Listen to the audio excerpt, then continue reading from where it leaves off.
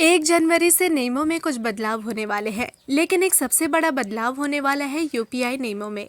आज हम आपको यूपीआई के नियमों की जानकारी देने वाले हैं, साथ ही बताएंगे कि इसमें क्या नया मिलने वाला है।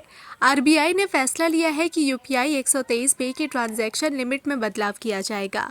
भारतीय रिजर्व बैंक ने लिमिट में इजाफा करने का फैसला लिया है। यूपीआई 123 पे का इस्तेमाल करके यूजर्स 5,000 की जगह 10,000 रुपये का ट्रांजैक्शन कर पाएंगे। तो चलिए अब आपको बताते हैं कि आखिर क्या होती है यूपीआई 123 पे।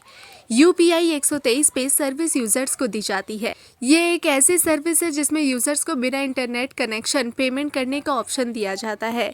यही वजह है कि आरबीआई की तरफ से ऐसी ट्रांजैक्शन को कंट्रोल करने के लिए पूरा प्रयास किया जाता है, लेकिन अब इसमें भी बदलाव किया गया है। यूपीआई 123 पे में यूजर्स को पेमेंट करने के अधिकतम 4 ऑप्शन दिए जाते हैं।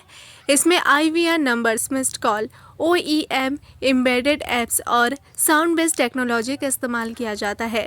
तो चलिए अब आपको बताते हैं कि आखिर क्या है डेडलाइन। यूपीआई के नए नियमों को लेकर डेडलाइन जारी हो चुकी है। इसमें यूजर्स को 1 जनवरी 2025 तक का समय दिया जाएगा, यानी यूजर्स आसानी से इसके बाद 10,000 रुपये तक के ट्रांजैक्शन कर पाएंगे। हालांकि इसके साथ ही ओटीपी बेस्ड सर्विस को ऐड कर दिया गया है, यानी आपको पेमेंट करने के लिए ओटीपी की ज़रूरत होगी। अगर आप पेमेंट करना चाहते हैं तो ओटीपी का इस्तेमाल करना होगा, क्योंकि सिक्योरिटी को ध्यान में रखते हुए इसका फैसला लिया गया है। विदेश में पहुंच चुकी है यूपीआई। श्रीलंका समेत कई देशों में भी यूपीआई सर्विस की शुरुआत हो चुकी है। भारतीय सिस्टम ने देखते ही देखते बाहर तक पैर पसार लिए हैं। सरकार की तरफ से इसे लेकर नए फैसले लिए जाते हैं। 1 जनवरी से नियमों में कुछ बदलाव होने वाले हैं, लेकिन एक सबसे बड़ा बदलाव होने वाला है यूपीआई नियमों में।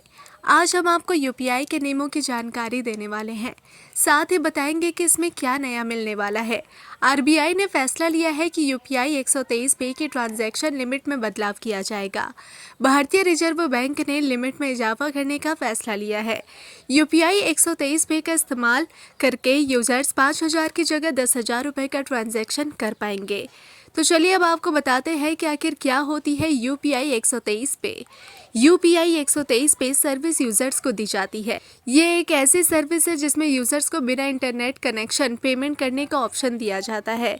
यही वजह है कि आरबीआई की तरफ से ऐसी ट्रांजैक्शन को कंट्रोल करने के लिए पूरा प्रयास किया जाता है, लेकिन अब इसमें भी बदलाव किया गया है। यूपीआई 123 पे में यूजर्स को पेमेंट करने के अधिकतम 4 ऑप्शन दिए जाते हैं। इसमें IVR numbers, missed call, OEM, embedded apps और साउंड बेस्ड टेक्नोलॉजी का इस्तेमाल किया जाता है। तो चलिए अब आपको बताते हैं कि आखिर क्या है डेडलाइन। यूपीआई के नए नियमों को लेकर डेडलाइन जारी हो चुकी है। इसमें यूजर्स को 1 जनवरी 2025 तक का समय दिया जाएगा, यानी यूजर्स आसानी से इसके बाद 10,000 रुपये तक के ट्रांजैक्शन कर पाएंगे। हालांकि इसके साथ ही ओटीपी बेस्ड सर्विस को ऐड कर दिया गया है, यानी आपको पेमेंट करने के लिए ओटीपी की ज़रूरत होगी। अगर आप पेमेंट करना चाहते हैं तो ओटीपी का इस्तेमाल करना होगा, क्योंकि सिक्योरिटी को ध्यान में रखते हुए इसका फैसला लिया गया है। विदेश में पहुंच चुकी है यूपीआई। श्रीलंका समेत कई देशों में भी यूपीआई सर्विस की शुरुआत हो चुकी है। भारतीय सिस्टम ने देखते ही देखते बाहर तक पैर पसार लिए हैं। सरकार की तरफ से इसे लेकर नए फैसले लिए जाते हैं।